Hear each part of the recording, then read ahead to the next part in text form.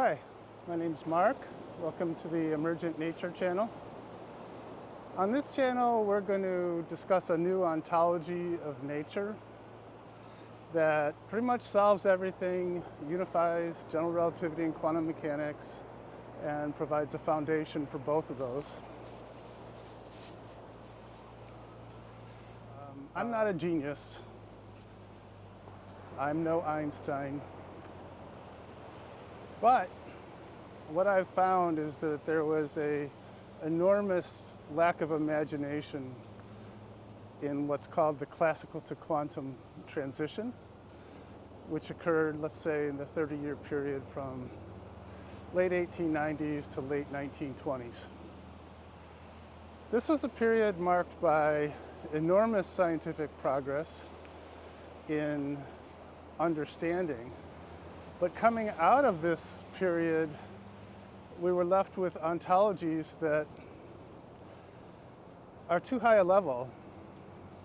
Now you might think quantum mechanics and general relativity, how could they be too high a level? I mean, general relativity describes space-time, which is considered to be the basis of the universe. And quantum mechanics describes things so small we hardly can imagine them, but the interiors of protons and neutrons, describes electrons, describes all kinds of other particles. Yet this ontology is insufficient, dissatisfying. There is no foundation for general relativity. Unless you're going to believe that space-time is a pure geometry with nothing that makes it, but it's just pure math.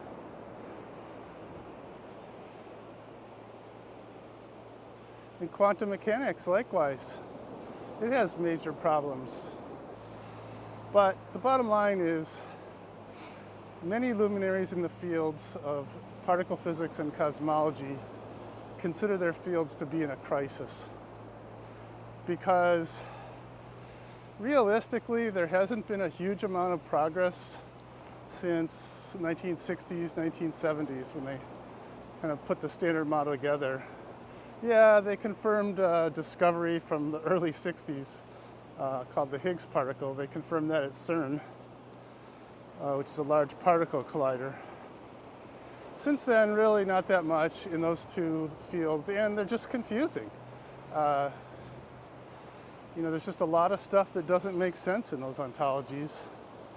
And I think people are starting to realize it more and more. Now, you'll still find defenders who will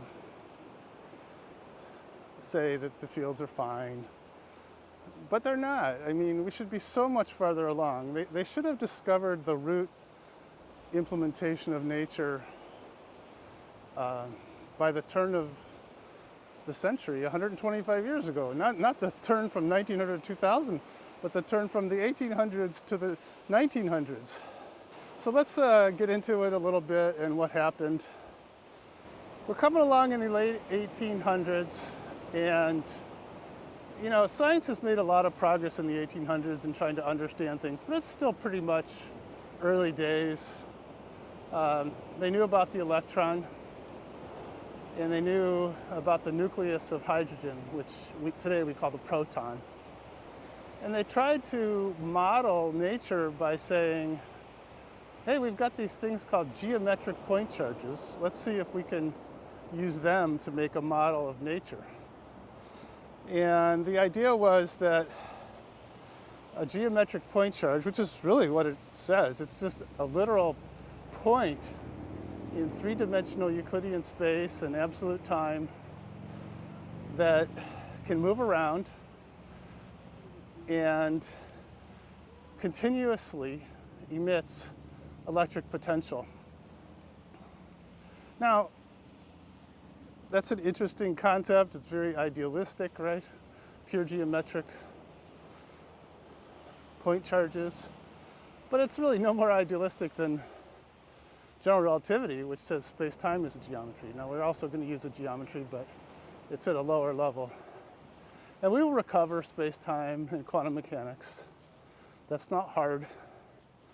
It just turns out the architecture of nature was missed because scientists just didn't have the imagination at that time. It's hard to believe. So anyway, late 1800s, they're coming along.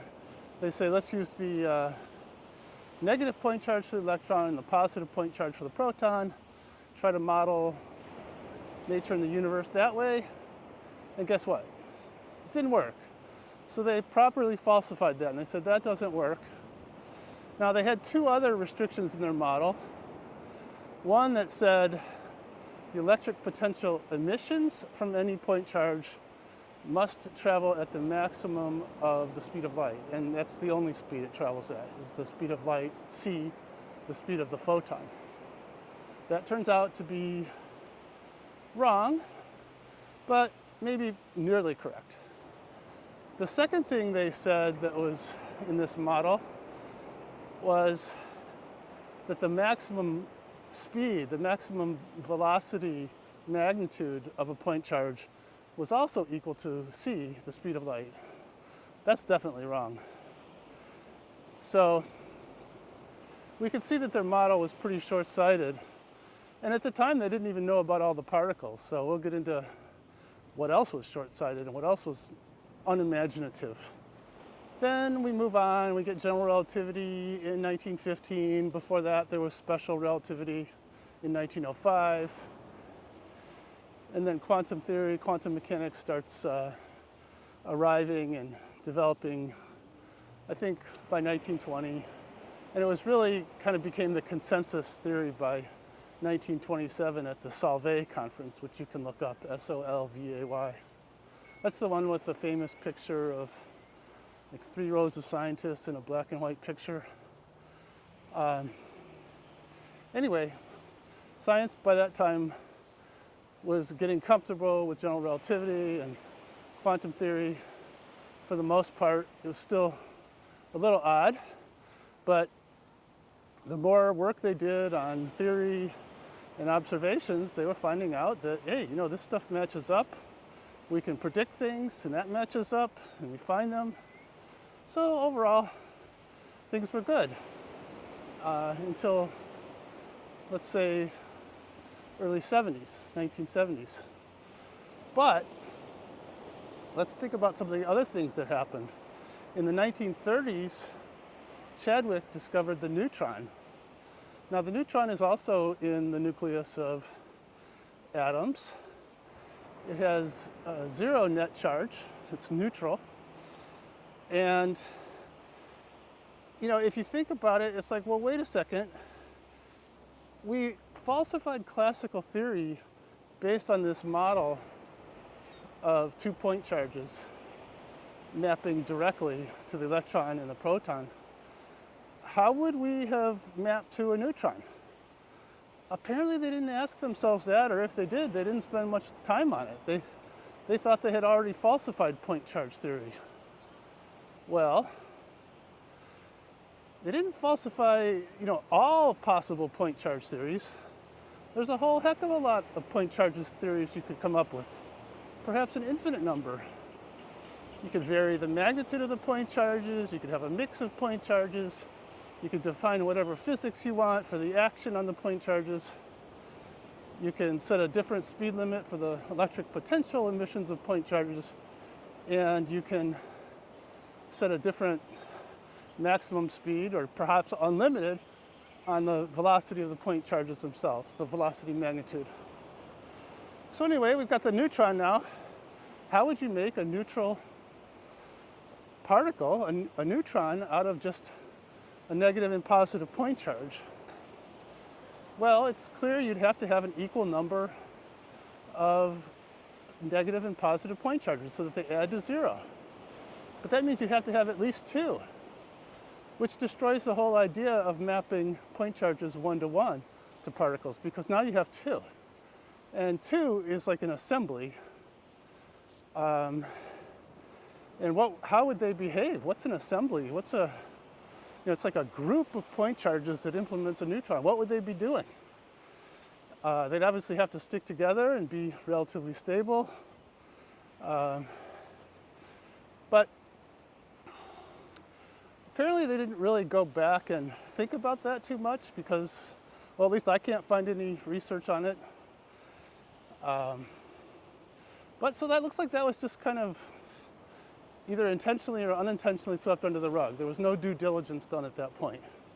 And had they done at least some due diligence, they would have realized, hold on, there's this thing called assemblies, and we didn't pay attention to that during the classical to quantum transition. And oh, by the way, there could be a whole lot of point charge systems, and we didn't look at that either back in the early 1900s.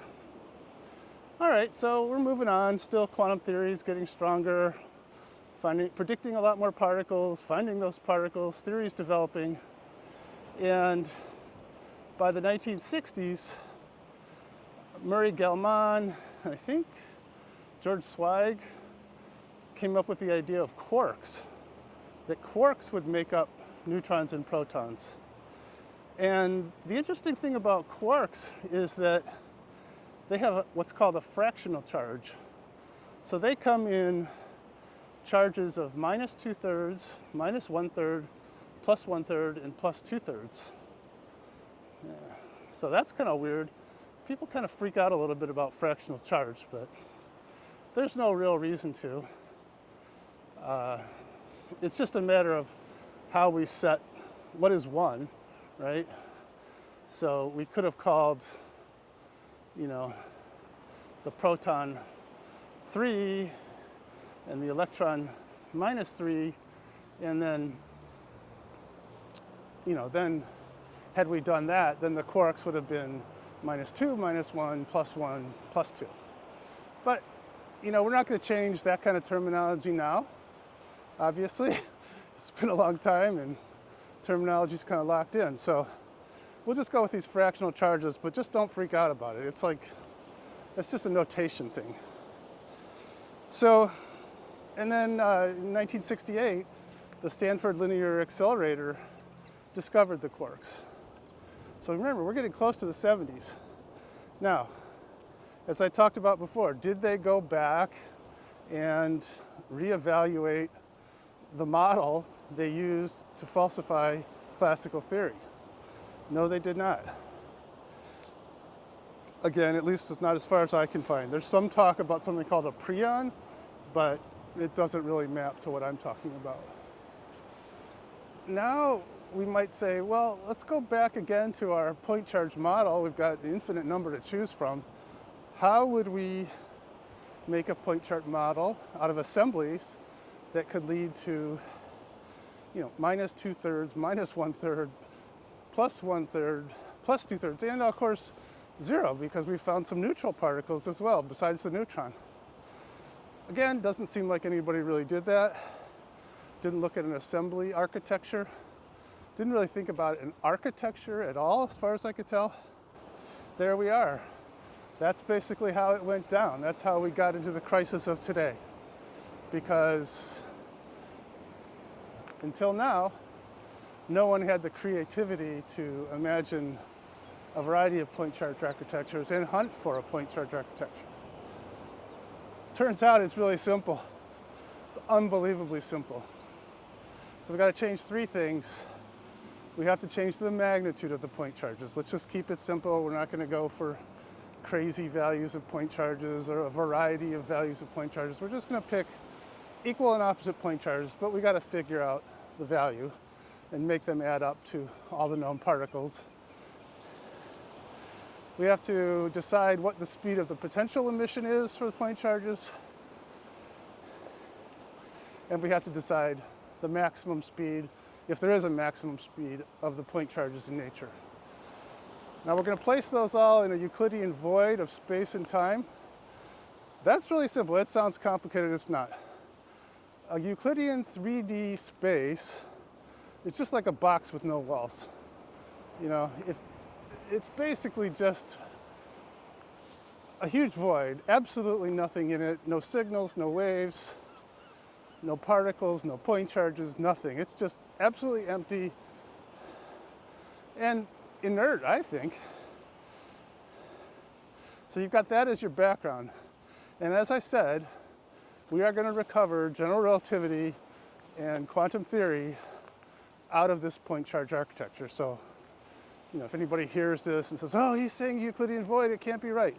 No, it's right. You got to figure out how space-time is implemented out of point charges, and it's pretty magical, but totally straightforward and logical.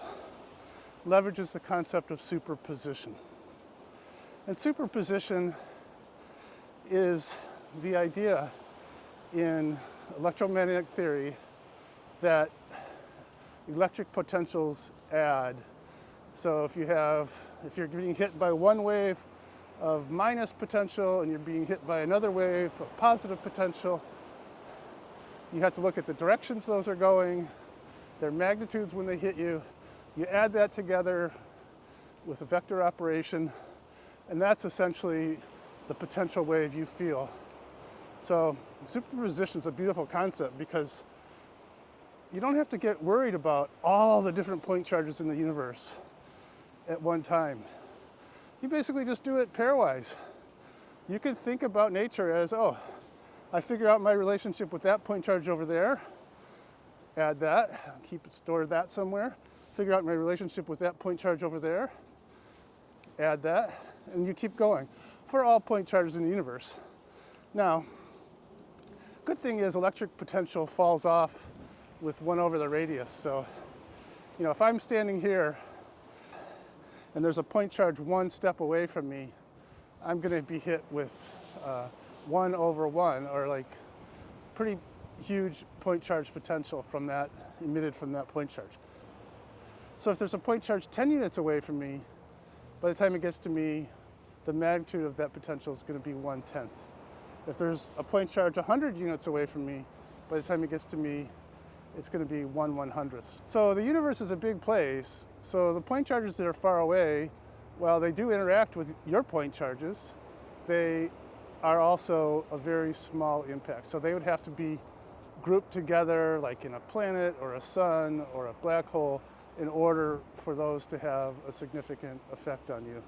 If it's just a proton flying through space-time way far away, yes, you will be impacted by that potential that was emitted by the point charges in that proton, but if it's that far away, it's not going to really make much difference to you. So your challenge is to first think about what magnitude of point charges you could use in an architecture.